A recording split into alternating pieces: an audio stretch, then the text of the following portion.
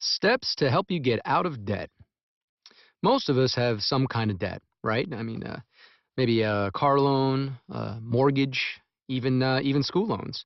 And not all debt is bad, but sometimes you find yourself having more debt than you can handle. And being in that kind of debt stinks, no doubt, plain and simple.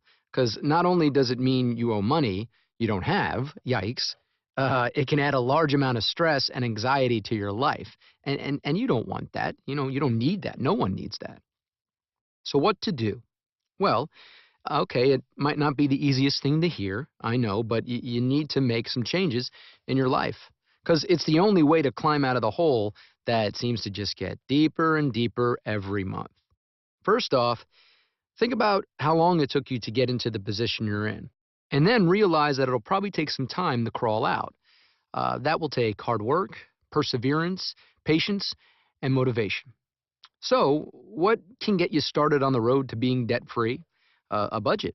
Now, if you already have one, make sure to update it to include all your debts and current monthly payments. If you've never used one, now would be the time to start. If you need some help, you can look online or download a budget worksheet from the What to Do Now section when you finish this video. Why create a budget? Well, a good budget will help you see where your spending goes every month. And that means everything from mortgage or rent to credit cards, even to auto loans and electric bills, even those little things that you buy on a daily basis. Now, it's going to require a little time and effort, but believe me, it'll be worthwhile in the long run, really. And if you want even more tips on making one, we have a video, yes, we do, called How to Set a Budget and Stick to It. That can help. Once your budget is good to go, you'll have a better handle on what you have coming in, what's going out, and what you can actually afford every month. From there, you can make a plan. Start by taking a look at the kind of debt you have and focus on addressing your secured loans. They usually have fixed payment amounts and are for things like a car loan or mortgage. It's not that they're more important, but if you miss payments on them, you can end up losing whatever is being secured. Then, tackle your unsecured debts, like your credit cards and school loans. Start by listing them out from highest interest rate to lowest, and then continue to pay at least the minimum monthly payment on everything. But where you can, yes, pay more than your minimum, starting with the loans with the highest interest rates first, of course. And if you're having trouble making even the minimum monthly payments, you can always call your creditors and let them know that you're having troubles. Now, okay, yes, this may seem intimidating, but there are people on the other end of the phone who can help you come up with a plan. And think about it, really, it's in their best interest for you to pay your bills, right? Another option to consider is a debt consolidation loan.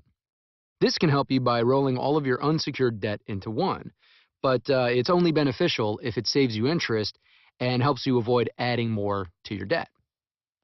So, this is the part where you get some tough love. Yes, now is the time to stop adding to your debt. There's no magic bullet here. It's the best way to reduce what you owe. And if you want to do this right, you're going to have to make some concessions in your life, which may mean you need to stop spending on non-essentials. Do you buy your lunch every day?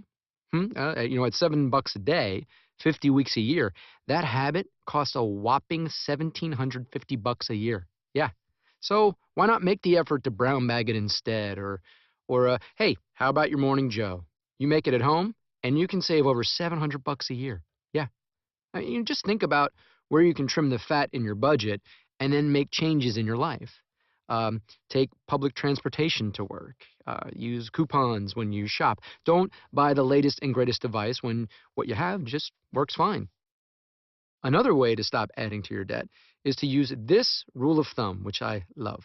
If you can't afford it, you can't have it. That will help you avoid buying things you'll end up paying for down the road. Finally, be creative. Let's face it, some of us live a little larger than we need to.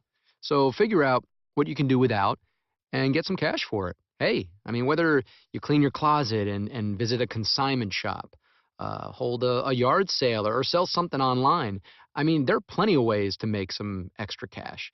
Or, if you have a little time on your hands, why not try to pick up some extra hours at work or get a part-time job? And with the average tax refund around $3,000 according to CNBC, think hard before you blow it on a vacation or something you don't really need. What you should be doing with that money instead is using it to pay down your debt. No excuses. Being in debt can make you feel isolated and probably pretty bummed out. But if there's one thing to remember, it's that you're not alone. And there are people you can turn to for help. So if you find yourself in a spot that you can't manage on your own, check with an accredited nonprofit consumer credit counseling agency, one that's a member of the National Foundation for Credit Counseling. So now that you've taken the first step toward getting out of debt, simply acknowledging that you need to take action can help you start down the right path. And if you follow these steps, you'll slowly but surely chisel away at what you owe.